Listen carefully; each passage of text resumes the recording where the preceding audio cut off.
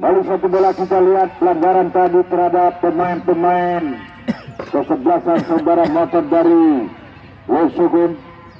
Hingga satu bola coba diambil oleh 14 saudara Andi. Di dalam satu bola Andi. Oh, sayang saudara-saudara. Satu bola Andi tadi jauh di atas Mister Jawan dikawal oleh saudara Johan. Masih kedudukan 2-1 keunggulan Cerwek FC dari Kota Lamsa. Kembali satu bola kita lihat masih pendek-pendek pemain-pemain.